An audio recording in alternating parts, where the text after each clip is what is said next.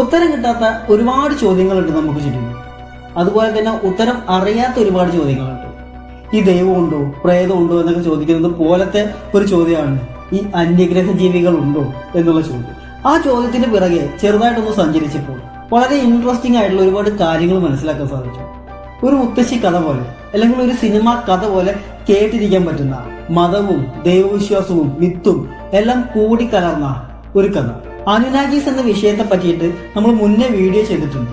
ആ വീഡിയോന്റെ ഒരു തുടർച്ച എന്ന രീതിയിലാണ് ഈ വീഡിയോ ഞാൻ ചെയ്യാൻ ആഗ്രഹിക്കുന്നത്. അതുകൊണ്ട് തന്നെ ഈ വീഡിയോ കണ്ടു കഴിഞ്ഞ് ഈ വിഷയത്തിൽ നിങ്ങൾക്ക് താല്പര്യം തോന്നുകയാണെങ്കിൽ മറ്റു വീഡിയോസ് കൂടി ഒന്ന് കയറി കാണുന്നത് നന്നായിരിക്കും. അന്യഗ്രഹ ജീവികളെ കണ്ടു അല്ലെങ്കിൽ അന്യഗ്രഹ ജീവികളുടെ പേടകത്തെ കണ്ടു എന്ന രീതിയിലുള്ള ഒരുപാട് ന്യൂസുകളും ഒരുപാട് വീഡിയോസും യൂട്യൂബിൽ ഇൻസ്റ്റാഗ്രാമിലായിട്ട് ഒരുപാടെണ്ണം കിടക്കുന്നുണ്ട്. എന്തിന് ഈ കഴിഞ്ഞ വർഷം അന്യഗ്രഹ ജീവികളുടെ പേടകത്തെ കണ്ടു എന്ന് പറഞ്ഞിട്ടുള്ള ഒരു ന്യൂസ് വളരെ വലിയ ചർച്ചയായിട്ട് മാറേണ്ടായി. ആരാണ് ഈ അനുനാഗീസ് അല്ലെങ്കിൽ ആരാണ് ഈ അന്യഗ്രഹ ജീവികൾ? ഇവരും മനുഷ്യനും തമ്മിൽ എന്താണ് ബന്ധം? ഈ കാര്യങ്ങളെല്ലാമാണ് ഈ വീഡിയോയിൽ നമ്മൾ വിശദമായിട്ട് ചർച്ച ചെയ്യാൻ ആഗ്രഹിക്കുന്നത്. Okay bros, welcome back to G bros.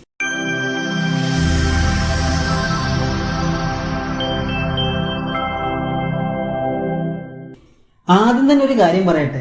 ഞാൻ ഈ പറയാൻ പോകുന്ന തിയറി പ്രകാരം മനുഷ്യനെ ഉണ്ടാക്കിയത് ദൈവങ്ങളല്ല, അത് അനുനാഗീസ് എന്ന് പറയുന്ന അന്യഗ്രഹ ജീവികളാണ്. ചുരുക്കി പറഞ്ഞാൽ ഇന്ന് ദൈവങ്ങളായിട്ട് സങ്കല്പിച്ച് നമ്മൾ ആരാധിക്കുന്നത് പലതും അന്യഗ്രഹ ജീവികളാണ് എന്ന് പറയേണ്ടി വരും. എന്താണ് വെറുതെ വട്ട് പറയാണ് എന്ന് ചിലരെങ്കിലും ചിന്തിക്കുന്നുണ്ടോ? അങ്ങനെ ചിന്തിക്കുന്നവരോട് ഈ വീഡിയോ മൊത്തത്തിലൊന്ന് കണ്ടു നോക്കും. മൊത്തത്തിലെന്ന് പറഞ്ഞാൽ ഇതിനോടനുബന്ധിച്ച് വരാൻ കിടക്കുന്ന വീഡിയോസും കൂടി നിങ്ങൾക്ക് കണ്ടാൽ ഒരു പക്ഷേ ഇതിനെപ്പറ്റി ഒരു ക്ലാരിറ്റി അല്ലെങ്കിൽ ഇത്തരത്തിലൊരു തിയറി കൂടെ കിടക്കുന്നുണ്ട് എന്ന് നിങ്ങൾക്ക് മനസ്സിലാക്കാൻ സാധിക്കും. ഞാൻ ഈ പറയാൻ പോകുന്ന കാര്യത്തിന് സയന്റിഫിക് ആയിട്ടുള്ള വലിയ തെളിവുകളൊന്നും ചോദിക്കാൻ പാടില്ല. നമുക്ക് ലഭ്യമായ തെളിവുകൾ വെച്ചും നമ്മൾ ഊഹാപോഹങ്ങൾ വെച്ചും കോർത്തിണക്കിക്കൊണ്ടുണ്ടാക്കിയ ഒരു സംഭവമായിട്ടാണ് നിങ്ങൾ ഇതിനെ കാണാൻ പോകുന്നത്. ഓക്കെ, നമുക്ക് കാര്യത്തിലേക്ക് കിടക്കാം. ഏകദേശം 4 ലക്ഷം വർഷങ്ങൾക്ക് മുൻപ് നിബ്രു എന്ന ഗ്രഹത്തിൽ നിന്നും ഭൂമിയിലേക്ക് വന്നവരാണ് ഈ അനുനാഗീസ് അല്ലെങ്കിൽ അന്യഗ്രഹ ജീവികൾ എന്ന് പറയുന്നത്.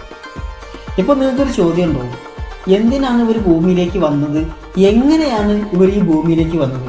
അതിനുള്ള ഉത്തരം പറയുകയാണെങ്കിൽ ഇന്ന് നമ്മൾ ഉപയോഗിച്ചുകൊണ്ടിരിക്കുന്ന അഡ്വാൻസ് ടെക്നോളജിയേക്കാൾ വളരെ വലിയ ഒരു ടെക്നോളജി ആയിരുന്നു അന്ന് നിബ്രുവിലുണ്ടായിരുന്ന അനുനാഗീസ് ഉപയോഗിച്ചുകൊണ്ടിരുന്നത്. അതുകൊണ്ട് തന്നെ അവർക്ക് അവരുടെ ഗ്രഹത്തിൽ നിന്നും മറ്റൊരു ഗ്രഹത്തിലേക്ക് വന്ന് എത്തിപ്പെടുക എന്നുള്ളത് വളരെ പ്രയാസമേറിയ ഒരു കാര്യമായിരുന്നില്ല. പിന്നെ അവരുടെ ഗ്രഹത്തിൽ നിന്ന് മറ്റൊരു ഗ്രഹത്തിലേക്ക് വരാൻ ഒരു കാരണം ഉണ്ടായിരിക്കുമല്ലോ. അത് എന്താണെന്ന് ചോദിച്ചാൽ ഈ നിബ്രു എന്ന ഗ്രഹം, അതായത് ഈ അന്യഗ്രഹ ജീവികൾ ജീവിച്ചുകൊണ്ടിരിക്കുന്ന നിബ്രു എന്ന ഗ്രഹം പതിയെ പതിയെ നശിച്ചുകൊണ്ടിരിക്കുകയായിരുന്നു. ആ ഗ്രഹത്തിന്റെ നാശം ഇല്ലാതാക്കാൻ വേണ്ടിയിട്ട് അല്ലെങ്കിൽ ആ ഗ്രഹത്തെ രക്ഷിക്കാൻ വേണ്ടിയിട്ട് അവർക്ക് സ്വർണം ആവശ്യമായിട്ട് വന്നു. അത്തരത്തിൽ ആ ഗ്രഹത്തെ രക്ഷിക്കാനുള്ള സ്വർണ്ണ നിക്ഷേപം നിബ്രുവിൽ ഇല്ലാത്തതുകൊണ്ട് തന്നെ മറ്റ് എവിടെയെങ്കിലും ഇത്തരത്തിൽ സ്വർണം ഉണ്ടാകുമോ എന്നുള്ള അന്വേഷണം ഭൂമിയിലാണ് അവസാനിച്ചത്. അതായത് നശിച്ചുകൊണ്ടിരിക്കുന്ന നിബ്രു എന്ന ഗ്രഹത്തെ രക്ഷിക്കാനായിട്ട് സ്വർണം ഖനനം ചെയ്യാൻ വേണ്ടിയിട്ട് ഭൂമിയിലേക്ക് എത്തിപ്പെട്ടവരാണ് അനുനാഗീസ് അല്ലെങ്കിൽ അന്യഗ്രഹ ജീവികൾ എന്ന് പറയുന്നത്. ഈ അനുനാഗി അമാനുഷികമായ ഒരുപാട് ശക്തികളുള്ള ഒരു ജീവിയായിരുന്നു. അതുകൊണ്ട് തന്നെ അവർക്ക് കീഴിൽ പണിയെടുക്കാനായിട്ട് അവരെക്കാൾ കഴിവിൽ താഴ്ന്ന EGG എന്ന വിഭാഗത്തെ കൂടി അവർ കൂടെ കൂടിയിട്ടുണ്ടായിരുന്നു. എന്തിനു വേണ്ടിയിട്ടാണെന്ന് ചോദിച്ചാൽ ഭൂമിയിൽ നിന്നും സ്വർണം ഖനനം ചെയ്തെടുക്കാൻ വേണ്ടിയിട്ട്. അതായത് ഈ അനുനാഗീസിന്റെ ജോലിക്കാരായിട്ടായിരുന്നു EGGയെ ഭൂമിയിലേക്ക് കൊണ്ടുവന്നിട്ടുണ്ടായിരുന്നത്. അങ്ങനെ അനുനാഗീസ് ആദ്യമായിട്ട് ഭൂമിയിൽ വന്നിറങ്ങിയ സ്ഥലമാണ് മെസപ്പൊട്ടോമിയ. അതായത് ഇന്നുള്ള ഇറാഖ്, ഇറാന് ഈ പ്രദേശങ്ങളിലാണ് ആദ്യമായിട്ട് അനുനാഗീസ് വന്നിറങ്ങിയത്. അവർ ഭൂമിയിലേക്ക് വന്നിറങ്ങിയതും ആദ്യം ചെയ്യുന്നത് മെസപ്പൊട്ടോമിയയിൽ ഒരു നഗരം സൃഷ്ടിക്കുകയായിരുന്നു. അതിൽ തന്നെ ഒരു ബേസ് സ്റ്റേഷനും ഒരു ഹെഡ് ഓഫീസ് എന്ന രീതിയിലുള്ള ഒരു സെറ്റപ്പും അവർ വളർത്തിയെടുക്കുന്നുണ്ട്. ഇത്തരത്തിലുള്ള ഒരു സെറ്റപ്പ് ഉണ്ടാക്കിയതിനു ശേഷം ഭൂമിയിൽ എവിടെയാണ് കൂടുതൽ സ്വർണം ലഭിക്കുക എന്നുള്ള റിസർച്ചിലേക്ക് അവർ കടക്കുകയും ഭൂമിയുടെ പല ഭാഗത്തു നിന്നായിട്ട് സ്വർണം ഖനനം ചെയ്തെടുക്കാൻ ആരംഭിക്കുകയും ചെയ്തു. ആദ്യം മിഡിൽ ഈസ്റ്റ് ഭാഗങ്ങളിലാണ് ഇവർ സ്വർണം ഖനനം ചെയ്തിരുന്നതെങ്കിൽ പിന്നീട് അത് സൗത്ത് അമേരിക്ക വരെ വ്യാപിപ്പിക്കുകയുണ്ടായി.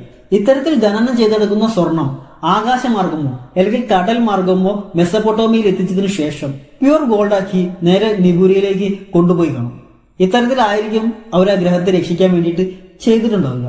ഈ അനുനാഗീസിന്റെ മൊത്തത്തിലുള്ള ഒരു സെറ്റപ്പ് എന്ന് പറഞ്ഞാൽ ഒരു സുപ്പീരിയർ, അതിന് കീഴെ ജോലി എടുക്കുന്ന ഒരുപാട് ആളുകൾ ഇത്തരത്തിലായിരുന്നു.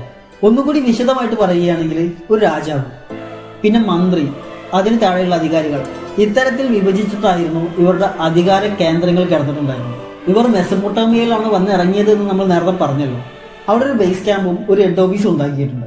ഇത്തരത്തിലൊരു സെറ്റപ്പ് അവിടെ ഉണ്ടാക്കണമെങ്കിൽ അതിനൊരു രാജാവ് ആവശ്യമുണ്ട്.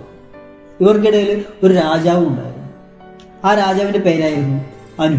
അങ്ങനെ അനു എന്ന രാജാവ് മെസപ്പൊട്ടേമിയയിൽ ഉണ്ടാക്കിയ നഗരത്തിന്റെ പേരാണ് ഈഡൻ. ഈ ഈഡൻ എന്ന പേര് കേട്ടപ്പോൾ നിങ്ങൾക്ക് പലതും ഓർമ്മയിൽ വന്നു കാണും. ബൈബിളിലെ ഏദൻ തോട്ടം, അത്തരത്തിലുള്ള കാര്യങ്ങളൊക്കെ നിങ്ങൾക്ക് മനസ്സിലേക്ക് വന്നിട്ടുണ്ടോ? അതെ, ഇത്തരത്തിലുള്ള ഒരുപാട് കാര്യങ്ങളിലേക്ക് നമ്മളെ വീഡിയോ കടന്നു ചെല്ലുന്നുണ്ട്. അതാണ് ഞാൻ തുടക്കത്തിൽ പറഞ്ഞത്.